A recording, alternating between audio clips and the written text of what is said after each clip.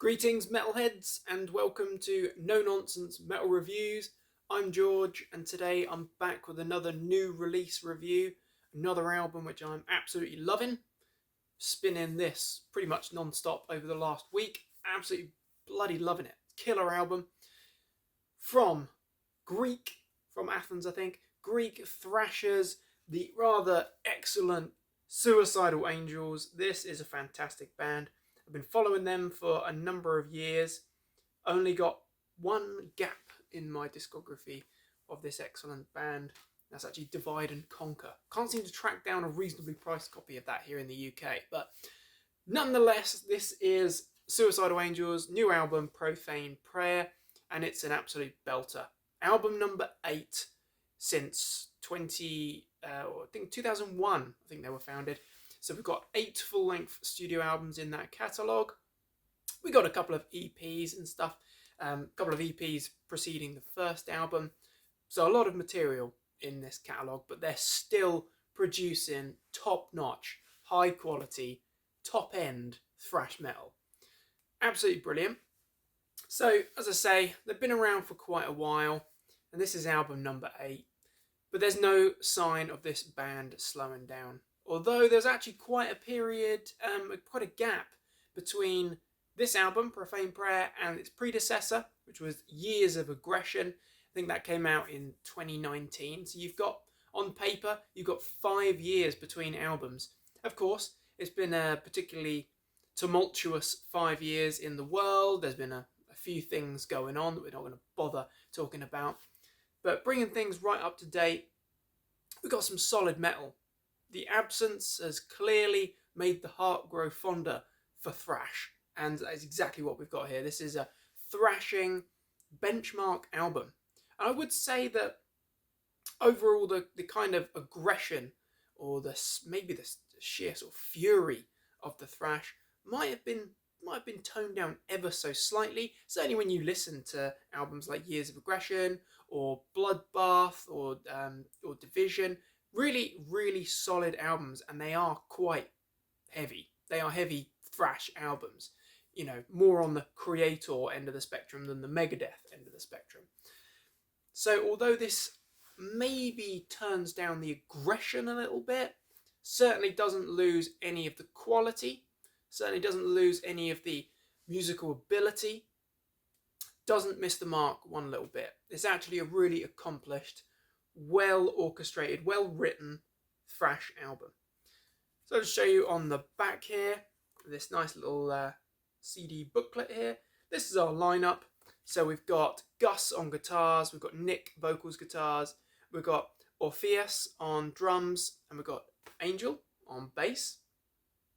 4 guys, excellent musicians, really, really talented bunch. Loving the guitar tone here, loving the guitar sounds. You can hear all the instruments, you can still hear Angel's bass, you can hear the crushing precision of the drumming as well. So this album was actually recorded in Athens, Greece, April to July 2022, so it's been in the pipeline for a little while.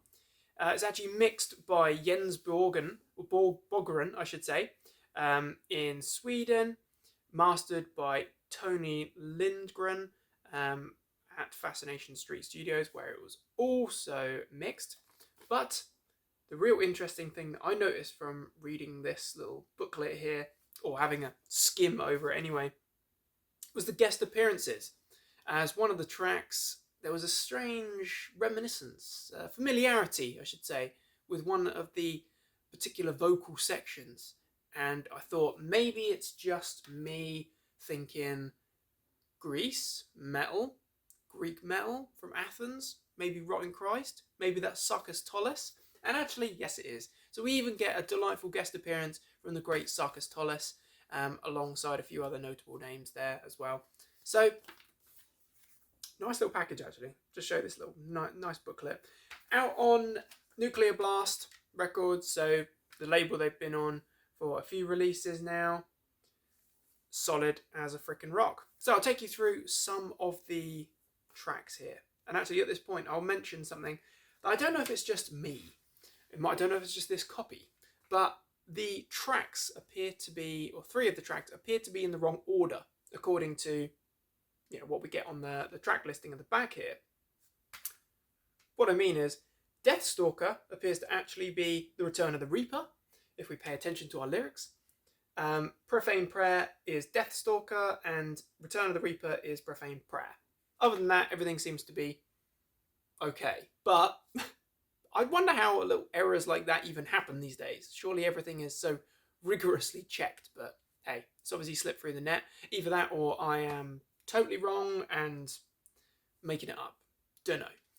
But it's an absolute belter of an album consisting of 9 tracks of excellent heavy metal, thrash metal, good combination, good concoction that they've come up with here. Kicks off with When the Lions Die, which is a very epic, anthemic, grand intro track to this album. It is a song, it's not an intro piece in the sense that it's, just building for the album, although it does have that effect. It does build the suspense. But as I say, it's a very grand track. It's a very big sounding anthemic number. Way less thrash, far more heavy metal, but gutsy heavy metal as well. It's bold, it's empowering. It's a great way to kick off a really gutsy album. Then we've got Crypts of Madness, which is one of the heavier, faster moments on this album. It's a real standout in my opinion. It's a bit of a thrasher, but again, it's got that kind of traditional heavy metal vibe. It's certainly got aggression there. Certainly in Nick's vocals, the way that it comes across is almost like a bit of a hardcore crossover, aggressive, confrontational vocal style. Killer riffs though, absolutely brilliant guitar work throughout. Purified by Fire, that's more of a traditional thrasher, more of a traditional Suicidal Angels track, definitely. Then we've got the slight sort of confusion with the track list there, but what is track 4? The Return of the Reaper. Again, it's a very heavy metal orientated number, but it's solid as a rock. Absolutely brilliant. Some killer riffs there, some killer guitar work. Absolutely loving it. Really talented musicians actually. Some of those like solos and leads. It's fantastic. And I think that also kind of contributes to the overall sort of more traditional heavy metal kind of vibe there. But maybe that's just me. Then we've got the rather fantastic Deathstalker, which would actually be track number 5. About 8 minutes in duration. We've got quite an epic build there, a good intro to that particular track. And then actually it's a very grand number again. It's very powerful, it's very big in terms of its sound. It's pretty epic stuff. And it really does translate well. It's a real get up and get headbanging kind of track. I absolutely love it. It's a really solid number. Then the title track, Profane Prayer, a solid one. Much more in the thrash kind of vein there. It's heavy, it's fast, guaranteed to get your head banging along like a lunatic.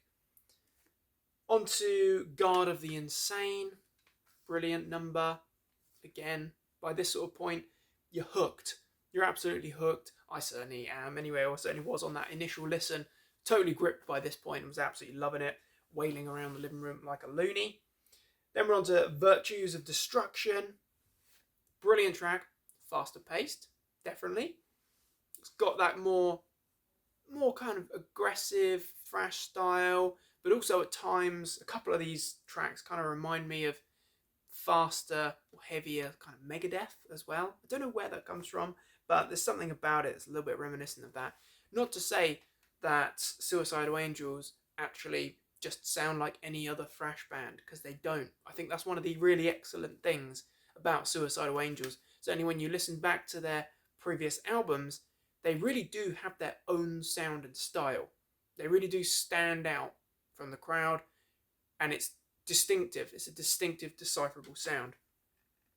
Closing the album, we get another absolute epic in the form of The Fire Paths of Fate. Just shy of 10 minutes long, that number. Epic. Absolutely grand. We get this big kind of, I don't really know how to describe the vocals. These sort of female vocals, this harmony, like a siren song kicking off the track there, and it builds.